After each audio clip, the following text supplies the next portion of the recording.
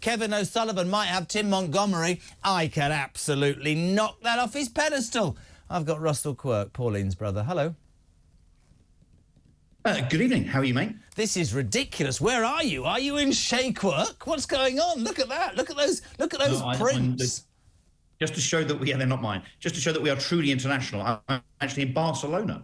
Barcelona. I don't know where that came from. Quirky, thanks for tuning in, mate. Loads to talk to you about. I just want to, because if you were here, you'd be nodding your head sagely. I'm not interested in Greg Wallace. I've listened to all of you talk for days about Greg Wallace, whether he did what he did or he didn't, whether it's taken too long, whether it's because women were scared, whether somebody's got an agenda. He's denied it. Until that is found out, for me, that's not relevant. What I want to talk about is the bloody BBC, Russ, because on the back of saying we want to increase the licence fee by £5 to £174.50 next year, this is another example of an organisation that is so woke and so out of touch and so pious and so completely incapable of understanding what they're doing.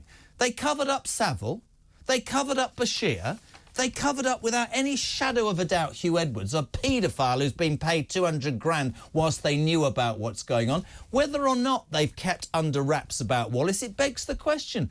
Why am I giving them £175 next year? I don't agree with their content. I don't think they're balanced. I don't think they're in any way prejudiced. I think it's wrong, mate. I really, really do. And so do a lot of people on the show.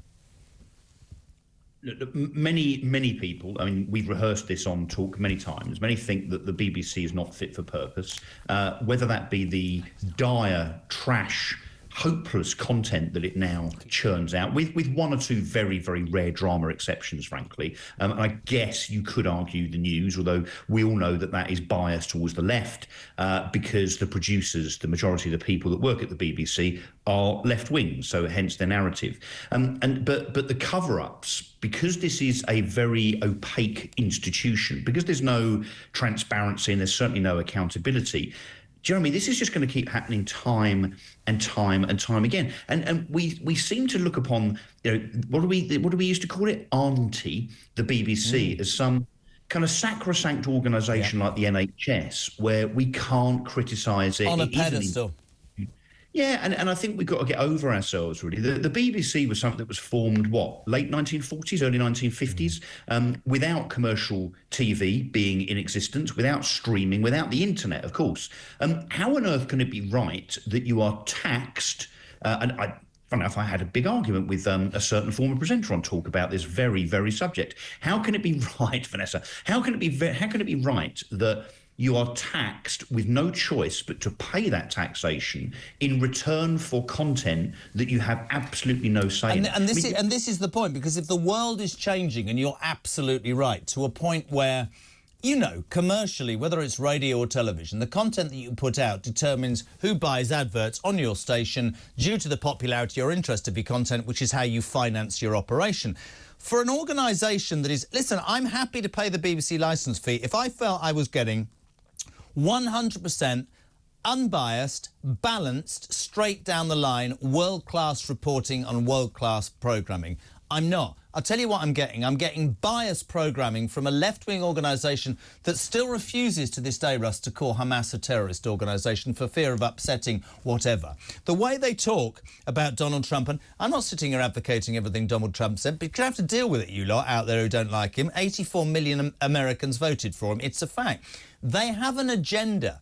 Their programmes are so politically correct, so inclusive. You and I don't even know what it all means, but it seems to me that they try and tick every single box to, I don't know, please whoever you're supposed to please in box-ticking land, but they completely forget about the bloody punter.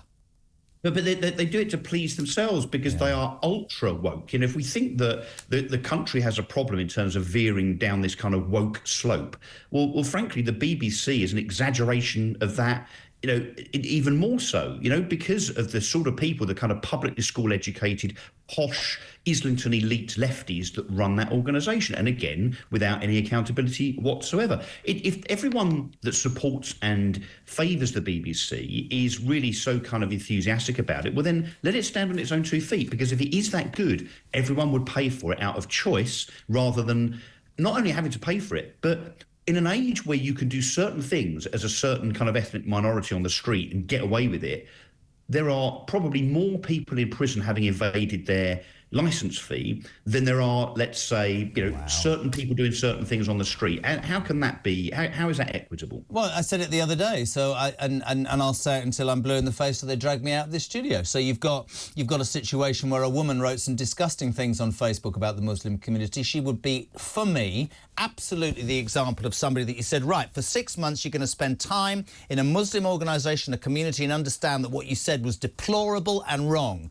No, you're going to jail for 15 months, but we're going to allow Hugh Edwards and 23 people like him to walk the streets. To me, that's the beginning of the bleeding end. Can I just, by the way, politically ask you something? Some breaking news we had in the last half an hour, and Kev has got it on Tim Montgomery, Conservative Home editor, former advisor to Boris Johnson, after 33 years, announcing this afternoon he's defected to Reform UK, a world exclusive with Kev at 7:30. Thoughts on that, Russ? So let's be very clear how important and what a kind of a pivotal moment this is, because Tim Montgomery is Mr. Conservative Home. So the platform, the editorial platform, the narrative, the kind of storyboard, if you like, for grassroots and parliamentary conservatives is the platform, the publication called Conservative Home. Tim Montgomery founded it, right? So he is the archetypal stalwart of conservatism. So for him to leave the Conservative Party really should tell the Conservative Party that they still, even under Kemi Badenoch, have a significant problem. And of course, this is off the back of following Andrea Jenkins. And by the way, Tim Montgomery is not even considered to be particularly right-wing. Some would say that he's actually a bit of a Tory wet, a bit of a Tory left. So look, the Conservative Party will gloss over this and they'll kind of, thumb their nose at it and say, yeah, whatever. This, by far, will not be the last such defection. Whether it's commentators like Tim or whether it's MPs, councillors, and importantly, coming up to an election in 4 years' time, albeit, donors. If donors also... True. Very good point. Party go to Reform, but particularly if Reform end up with their $100 million from Elon Musk. Well, that's a really good point. And by the way, can I just say, Andrea Jenkins, former Minister of State in Boris's government, big Boris fan, she's been announced as the Reform UK candidate to be the new mayor of Lincolnshire. She's live and exclusive on Drive Time tomorrow. You just made a really good point. The Farmer Harmer Starmer, the two-tier whatever, I've run out of other names. Lots to ask you about. He's decided that he's going to cap political donations. This is on the back of the fact that apparently Elon Musk's thinking about giving 100 million quid to Reform to blow apart the two-party system in this government and try and do what he says he did with Trump. That's interesting, isn't it? Well, if Keir Starmer and his front bench would dare to come on to talk, to be challenged and interviewed like you and Julia and Mike and so on, then the question that we should be asking Keir Starmer is, well, what about the hundreds of millions of pounds you've taken from the unions over the last 30 years? Well, John Redwood made a really good point an hour ago when he said, if you're going to say to private individuals and companies, you cannot give money, you have to make sure you absolutely say the same to the trade unions, the paymasters of the socialist government. Yeah, the problem is with caps as well as who decides what cap is correct. I guess that you've either got to have a free-for-all like it is in the States, where kind of money talks in terms of who gets elected to a very great extent, or no contributions whatsoever. And there are certain countries, of course, that allow parties to be funded by the state, but it's done on a kind of fair per capita, per voter basis. I frankly think that as a free marketeer and someone that believes in freedom of choice, I think if people want to back political parties with their money, it applies to all sides. The Lib Dems, don't forget, remember them. The Lib Dems are no strangers to a few quid. In fact, the Lib Dems a few years ago took money from a convicted fraudster and forgot to pay it back. So look, they're all equally culpable, but let's have a look at how much money the Labour Party have had from the unions, and I guess we'll take Keir Starmer seriously in terms of the Elon Musk thing when he pays all that union money back. Taking him seriously, a couple of other things. I got really confused this weekend. I almost rang you because you're far more intelligent than me. So on Sunday, he said, I'm going to cozy up to Donald Trump. Our special relationship is very, very, very, very special. Today, he says, I'm siding with the EU against Donald Trump. He's very... Does this man seriously have any idea what direction he and his government are going in. Because to me, and I've said it so many times, it's just reactive rubbish from him. There's nothing... But I'd like him to stand up to somebody. I'd like him to be brave. I'd like him to be strong. I'd like him to say no. All he seems to do is react to a situation, Russell. I think, look, surely the correct answer, Jez, is when he's asked, you know, who are you going to be kind of more beholden to, he should say the British public. Yeah. We haven't heard that, have we? You know, now we know he's a man that likes to fly around the world. I think he's had, what, 25 foreign trips, huge taxpayer expense since being elected in July. He likes to be seen at Davos and the G20 and 470-something, disciples, officials he took with him. Imagine all that carbon monoxide rubbish that went out flying them there. To COP29. So I guess the answer is he should be putting Britain and his electorate, the people that voted for him and the people that fund the exchequer, maybe they should be put first. It doesn't seem as though they are, particularly if they're farmers, pensioners or business people. And actually, look, why is it a choice? Why is it a choice between the EU and the States? Now, of course, look, Donald Trump, he's going to be president of the United States. He's the president-elect, January the 20th. Fact. Yeah. So you need to get on with him because of the, I mean, not only trade, but NATO and, you know, particularly in at times like this, Jeremy, I think when it comes to, you know, security and intelligence and so on, you know, making sure that collaborations between the US and the UK, you know, are solid around kind of security and so on. But the EU thing, of course, the problem when Keir Starmer talks about being close to the EU, we all know what he means. He means going back with his tail between his legs. And although he won't do it in name, he'll never say we're going back to the EU. But mark my words, in the next 2 or 3 years, it's going to look and feel quite a lot like we are much more aligned with the EU. And the thing that I say to you about being... voters voted for. Yeah, I agree. And the thing about him is, you know, like I've said to you, I believe in our electoral process. Despite what happened, he's won. I'm looking for dynamism. I'm looking for him to say, I don't care your reaction, this is what I believe in. Do you know that since they've come to power, forget policy, Russ, 67 reviews, task forces or quangos set up to look at things that are going on in this country. Now, forgive me, 14 years they were in opposition, many of which he was the leader, quite rightly slagging off that failing Tory government. You'd have thought, would you not, they'd have put a few things in place to be ready to kickstart it and hit the ground running. Nothing. Absolutely nothing. Yeah. Another task force. Because we know what happens when you have fancy named quangos. You end up with those quangos because they are, you know, they want to self-sustain. They want to continue with, you know, whether it's funding or power or whatever. You know, those quangos are never going to come to a conclusion. And, you know, as an example, Elon Musk has said, you know, with this process that he's going to go through to kind of almost try and get rid of all of the waste in the civil service in the United States, he's put an end date on it. So he said, by the end of 2026, whatever it is, this thing that I'm setting up to get rid of all of this waste and inefficiency will in itself no longer be needed.